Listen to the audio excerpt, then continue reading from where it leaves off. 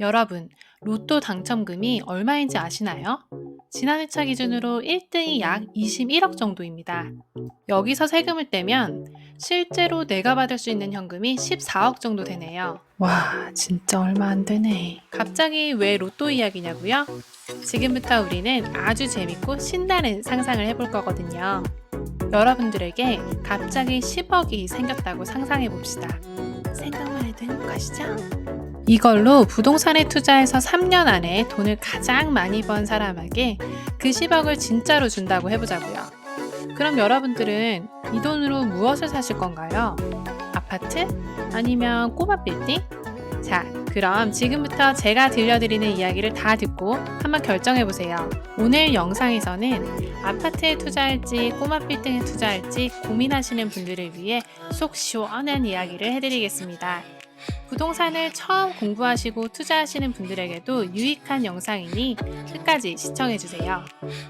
보통 아파트에 계속 투자하시는 분들은 빌딩 투자로 넘어가길 부담스럽고 어려워하십니다. 왜 그럴까요? 아파트 투자의 장단점을 먼저 들으시면 아마 고개를 끄덕이실 거예요. 먼저 아파트 투자는 사고 팔기가 쉽습니다. 금리가 높아지면서 아파트 가격도 많이 달라졌지만 우리나라는 아파트를 정말 금처럼 안전하고 빠르게 현금화할 수 있다고 생각하시는 분들이 많아요. 그리고 아무리 늦어도 6개월 안에는 팔립니다. 제 경우에는 하루 만에 팔린 적도 있어요. 하지만 단점도 있습니다. 바로 현금 흐름이죠. 아파트는 월급처럼 매월 현금이 나오지 않아요. 물론 내가 가진 아파트를 월세로 내놓는다면 매월 월세는 받겠지만 아파트 전체 금액 대비 월세 수익률은 진짜 터무니없이 낮습니다. 즉 너무 재미가 없죠. 이 돈으로는 차라리 다른 투자처를 알아보는 게 수익률 측면에서는 더 나을 수 있습니다. 만약에 본인이 살고 있는 아파트 한 채만 가지고 있다면 앞으로 노후 걱정하시는 분들이 꽤나 많으실 겁니다. 이럴 때는 꼬마 빌딩을 사서 맨 위층에 내가 살고 나머지는 월세를 받으면 편하지 않을까 하는 분들도 계세요. 자, 그렇다면 꼬마 빌딩은 괜찮을까요? 꼬마 빌딩은 매월 돈을 받는 즐거움이 있습니다. 은행 ATM도 아닌데 매월 임차인분들이 감사하게 임대료를 따박따박 넣어주시죠. 물론 대출이 있으면 이 월세 중에서 대부분은 통장만 스치고 은행에 고스란히 돌려줘야 하긴 합니다만 사실 강남은 대출이자가 월세보다 엄청 높습니다. 그래도 근로소득에 비해서 자본소득이 주는 편안함이 있습니다. 그럼 단점은 무엇일까요? 꼬마 빌딩은 아파트와 다르게 물건마다 다 생김과 위치, 상권 등 모든 것이 달라서 가치가 다 다릅니다. 이걸 개별성이 강하다고 말해요. 요게 장점이 될 수도 있고 단점이 될 수도 있는데요. 만약 건물주로서 내가 게을러서 사놓고 아무것도 안 하면 임대료도 낮아질 테고 팔기도 어려울 거예요. 하지만 내가 내 건물을 사랑하고 아껴서 리모델링도 잘하고 관리도 잘해서 좋은 임차인이랑 계약할 가능성도 높아지면 수익률이 높아져서 결국 잘 팔립니다. 아파트와 꼬마 빌딩 모두 투자를 했었는데요.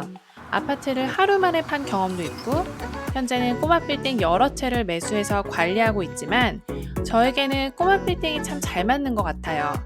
꼬마 빌딩은 키우는 재미가 쏠쏠하거든요.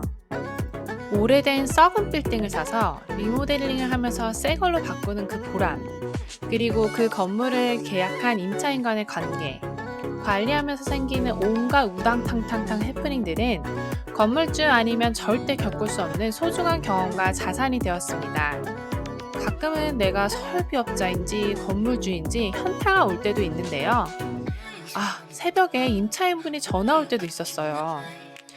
그래서 그 힘든 건물 관리를 어떻게 혼자서 척척 하는지 신기해하시는데 이것도 노하우가 생기니까 지금은 아주 평온합니다. 웬만한 것에 놀라지도 않아요. 그 모든 스토리가 궁금하시죠? 앞으로 하나씩 진하게 담아서 풀어드리겠습니다. 꽤나 재미있는 이야기 보따리가 될 거예요. 자, 그럼 여러분들은 10억을 어디에 투자하실지 정하셨나요? 투자하시는 분들마다 성향이 달라서 정답을 내릴 수는 없을 것 같아요. 하지만 저라면 꼬마 빌딩입니다. 아파트는 팔 수 있는 가격 한도가 정해져 있지만 꼬마 빌딩은 내 노력에 따라서 시세 차익을 더 많이 낼 수 있는 재미가 있거든요. 아파트보다 꼬마 빌딩이 당연히 공부하기 어렵고 마음의 장벽이 느껴지는 게 정상입니다. 그래서 많은 사람들이 아파트는 쉽게 사고 파시는데 건물은 시작도 못 하시는 분들이 많고요. 하지만 저와 함께 꾸준히 공부하면서 그 마음의 장벽을 녹여버리고 실제 돈 버는 사례들을 보면서 나도 할 수 있다는 마음가짐으로 공부해보세요. 그럼 어느새 꼬마 빌딩 계약서에 사인을 하는 날이 오게 될 것입니다. 자, 꼬마 빌딩 캐시넛. 여러분들의 꼬마 빌딩 투자를 저 캐시넛이 찐하게 응원합니다.